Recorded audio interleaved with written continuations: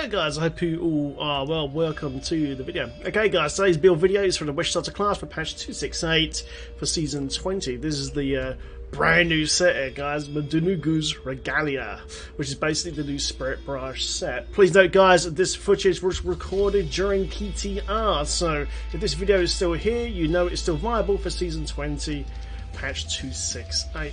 Right, let's get into it guys. So what build is this? This is basically a GR speed build, okay? GR speed build for the Wish Starter with not using Ring of Emptiness either, because that mechanic is too clunky at this time. Hopefully Blizzard change it, hopefully. And yeah, it's just a nuke, it's just basically a nuke build basically. So you just run around. It's an auto nuker build. It's very, very fun. Very, very fun, man. And it's also very, very newbie friendly as well. I'll set this up so basically at the start of the season you can put this together and just wreck face. Just wreck face, pretty much straight away. There's a lot of toughness buffs in here, a lot of mobility, etc, etc. Right, okay guys, so what is this new set then, baby? 2-set bonus. Big Bad Voodoo now follows you and lasts twice as long. Fantastic. 4-set bonus. Gain 50% damage reduction for 30 seconds when you enter the Spirit Room. So basically Spirit Walk. You can get this counter here.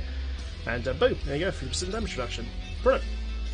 6-piece bonus. Spirit Barrage deals increased damage equal to 50 times your mana regeneration per second. Okay, so the more regen you have on mana, the more DPS your Spirit Barrage will do. Okay, and we've got loads of mechanics here that gives us lots and lots of power to give us tons of Spirit Barrage damage. Look, we're already up to 500, 560, 600 now. Easy peasy, guys, easy peasy. And that's before stacks and things like that. So yeah, more than enough power to absolutely whiz through some of our rifts, guys. Through some nice speed GRs, man. Brilliant. So yeah guys, the new set, man. Here's the graphics for it. Looks really, really nice. Like the new graphic. Yeah, it's cool. It's very, very nice, man. I'm digging it. Looks really nice if you dye it white, by the way, man. White dye looks sweet. Okay guys, let's go through the build then. Okay, so yeah, for main hand guys, you want the Barber. Okay, Barber main hand. Well, instead of doing direct damage, your Spirit Barrage now accumulates on the target, and when you stop casting, it explodes up to 500 damage to all enemies within 15 yards, okay? Now what normally happens is you want to cast about 5 times, then let go. And then the remaining damage will explode on that target. The best way to do it is stutter step in. So say this enemy, this PTR Avenger's an enemy right now. Just do this. Cast move, cast move, cast move, cast move, cast move. That sets off the Barber damage a lot quicker. Okay, a lot quicker. Well, a lot of time your mana 2 here, guys, is going to be freaking face anyway. So good. Lovely. Okay guys, so in the offhand guys, we're using the new Gaze in the Mines, which now has up to 150% Spirit Barrage damage, and also increases the attack rate of Mana 2 Spectres as well, and increases the duration as well, with the Phantasms as well, which is great. So yeah, so Spirit Barrage now guys, this actually wrecks now. This actually does a lot of damage, and basically lets you DPS on the go. Finally, the Wish Starter has a GR speed build. Finally. I know. Sit down, man, sit down. Okay, guys, our first ring is a Royal Ring of Grandeur. I'll put this in because that way we can achieve Captain Crimson's 3-piece bonus, and of course 6-piece bonus for the Mundunugu's Regalia set, man, as well. Brilliant. First gem, guys, of course, is Enforcer, because the Phantasm that comes out of the Mojo, this one here, is actually classed as a pet. This will increase the DPS by a lot, by a hell of a lot. Brilliant. Second ring, guys, is the Compass Rose, and of course the Traveler's Pledge Amulet as well. I put this in for newer players, okay? Because basically when you're standing still, it gives you a massive damage buff, 100% multiplication damage buff. And when you're on the move, it gives you 50% damage reduction. So you can play this in groups or solo, okay? Groups or solo, which is lovely. But if you are just strictly playing solo, take this set out and pop in a Unity to replace the damage reduction. Make sure you got one in your follower as well. And then wear a Flavour of Time, okay, for this GR Speeds build, if you're just playing 100% solo. Because that way, double duration on pylons is amazing, like 2 minute speed, 1 minute power, 1 minute conduit, etc, etc. It just makes it pimp even faster. But if you're playing in groups though, just play it like this way, and you'll be absolutely fine. Absolutely fine, brilliant. Also guys, for a group player, you could actually use Squirt's Necklace as well if you wanted to. Plus use Squirts if you've got a support bar, but that's another build, we'll talk about it another time. Nice. Okay, guys, so Bay in the Trap there, of course, with a big damage buff. And I'm actually Stricken on this run as well. I kind of like Stricken as when you're really low B like we are right now. I'm only £800 right now, no wargs or anything like that, just 25 gems. Well, because you want to kill that Rift Guard as quick as possible on your GR, so that's why I put that in. But once you're all set up, you could definitely use the Zeo Stone Avengers, man, because Mana 2 Rex, okay, is really, really nice. Mana 2 Rex, man, so if you've got Zeo Stone Avengers, more damage at range, while you're whizzing around like this, stuff gets wrecked very, very quickly. It also gives you a stun as well, which is really, really nice. If you've got a Troublesome Rift Guardian that's moving around or whatever, so that you can get that stun as well as you cast onto it. So definitely those options are viable, man. It's fantastic. If you're completely org this suit out and you want even more speed, of course you can use the Reef of Lightning over Stricken for low BGRs, man, which gives you that movement speed buff, which is nice. If you need some more tank, then you can use Esoteric Alteration Gem instead if you want to, for a bit more tank. But the way I've got this set up is pretty tanky as far as goes this set at this moment of recording, man. So I made it as friendly as possible as usual. Nice. Okay then guys, so Captain Crimson, what does this do? We're using the belt and the pants. You craft this at the blacksmith table once you've acquired the plan, okay, from doing bounties. Brilliant. Captain Crimson, what's this do then? 2-set bonus, regenerates 6,000 life per second, fantastic. Reduces cooldown of all skills by 20%, fantastic. Reduces all resource costs by 20% as well. But then more importantly down there on 3-set bonus, damage dealt is increased by your percentage of cooldown reduction. So the more cooldown you have, the more DPS you do, which is great. So it just lets you have that extra pop on your Spirit Barrage and stuff like that. It's really, really nice. Sweet, actually. And also, damage taken is reduced by your percentage of cost reduction. So the more cost reduction you have in your suit, the less damage you take as well. You already get that bonuses from this straight away. So this gives you damage defense straight away. And cooldowns. You need cooldowns for Big Bad Voodoo Rain does. Okay, it's on a 2-minute cooldown. Ugh. So this really keeps this up. Most of the time, well, most of the time, it depends how dense your rift is, but most of the time it's going to be up all the, you can just wreck, get that massive damage spikes. Remember, the more power you have, the more DPS your Spirit Bar is going to do. I'll just pop Rain Dance now, look, we're up to 347, then Rush of Essence. We can work up to like 600 plus straight away. It's very, very nice. Brilliant. Okay, guys, so yeah, for the main set here, Mundunugu's run the gloves, the shoulders, the helm. The helm, unfortunately, is not a voodoo mask, so we can't get mana regen in, which kind of sucks. Hopefully Blizzard changes it for 268 launch, hopefully. Chestplate, guys, and boots. Nice. Excellent. Bracer, as usual, the Kumba's Ornament, because this is our only tanking bracer we have. And yeah, there we go. Diamond and helm. I'm actually using emeralds in my chest and legs, because we need the extra armor, because this set at the moment is too squishy. Only has a 50% damage reduction. That is nowhere near enough. I really hope that changes before launch. Nice. Okay, so let's go to the cube, guys. What's in the cube for this GR speed build? Sacred Harvester. Absolutely no-brainer, as usual, man. Because our only real defense is Sacred Harvester and Lacumbas, we have to put this into the build. Because, like I said, this build is kind of squishy, man. So, I've done as many lengths as I can to make this as painless as possible for especially newer players out there starting the season and stuff like that. So, get your foot in the door super early. So you got Sacred Harvester, 10 stacks of Soul Harvest, which gives you the 10 stacks here. Also, we've got Swallow Your Soul on this one, and generally most speed farming builds, I would normally use Soul to waste from the movement speed buff. But Swallow Your Soul gives you so much extra mana, okay? So the higher mana pool, the better your regen's going to work on your passive here from Spiritual Attunement. That's the reason why. We'll go over that in just a sec. But yes, very, very nice. Okay, guys, next weapon. Because of the seasonal buff, we can use whatever we want in Kanar's Cube. It doesn't matter. Every slot, we can put anything we want. You get free weapons, free jewelry, free armors, whatever you want. So I've gone for Echoing Fury. Echoing Fury gives us 25% movement speed, and of course 75% attack speed as well, which is disgusting. So it's absolutely perfect to make Spirit Barrage an absolute murderer build, guys, with the GR speed. It works perfectly, because Mana 2's are killing targets all the time. And that movement speed, damage buffs need to be kept refreshed all the time. It's monstrous. Last of these guys is Mask of Jerem. Because of the pet here from Spirit Barrage here, from the Gaze in the Mars, the Phantasms, these are buffed by the Mask of Jerem. And of course Enforcer as well, that's what I put it in. Nice! Okay then, so let's go over the skills. Okay guys, so Spirit Charge Mana 2, obviously this is the main damage dealer now. There's a bit of Phantasms that will do a lot of DPS as well, but this is the key rune you have to use. Shame we can't use like Phlebotomizer or anything like that. I guess we could use for the cube over Fury, but it loses all your speed and DPS, so it's a shame. But yeah guys, make sure you put Mana 2 onto your rune here. It's absolutely key. Prance Tornado, the classic grouping spell, guys. I really found that I needed to use this, because I was trying out a Vision Quest with Spider Queen. While the DPS was nice, I just found that when I came out Spirit Walk, just popping Nado in a load of groups, just grouping them up, then having all these AoE bolts just absolutely tear into them, just insta kills them instantly. It's very, very satisfying.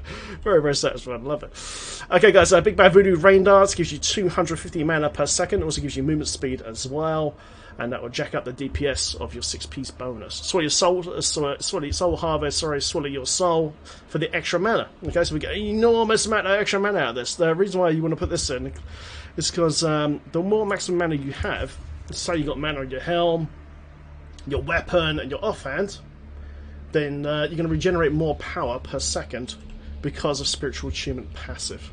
Maximum mana is increased by 10%, regenerate 2% of your maximum mana per second. Mana fuels your offensive defense skills. Okay, so the more maximum mana you can have in your suit, then the more regen you're going to do per second, and then therefore more DPS you can do with Spirit Barrage. So that's why you put this in. Normally, I would, like I said earlier, I'd normally put Soul to Waste in for the movement speed, but in the early stages of the game, use this, guys, because the damage bump is huge. It's really, really cool. It's very, very fun, actually. Really had a good time with it. Nice. Okay, guys, Spirit War Severance. This is your main mobility spell. Okay, as soon as this is off cooldown, just hit that thing. It's got a proc damage reduction as well, 4-piece bonus, and get you from A to B. You'll be spamming this as much as you can. Horrify Slaughter, guys. I love this spell. Gives you 3 seconds of CC and mobs around you, so it just fears them straight away, which is great. So just nuke them into the ground before they can even react, and gives you an extra 20% movement speed buff as well, which is great. I love this thing. If you find that you're dying in this build, and you might do, because it's kind of squishy sometimes, you can switch over to frontline aspect. You lose a little bit of that movement speed, but you're gaining an extra 50% armor, which is huge. Okay, so if you feel a bit squished, just change that over. Then, guys, for passives, of course, Rush of Essence. As we cast Spirit Barrage, we're returning 100 mana over 10 seconds. This directly buffs our Spirit Barrage damage. So if we just cast Spirit Barrage now, like we did earlier, my current maximum mana at the moment is 97.88, and then as we start casting Spirit Barrage, it's going to go up and up and up to a certain point. Now, obviously, the faster your attack speed, the better this build is going to work. Okay, then we can pop Big Bad Voodoo now, which gives us an extra 15% attack speed and power gen. We're really up to 587. But remember that when Echoing Fury goes off, our attack speed goes up by 75%. And therefore, you can cast more mana, so you can get more mana stacks as you're faster and faster, so you're proccing Rush of Essence even faster.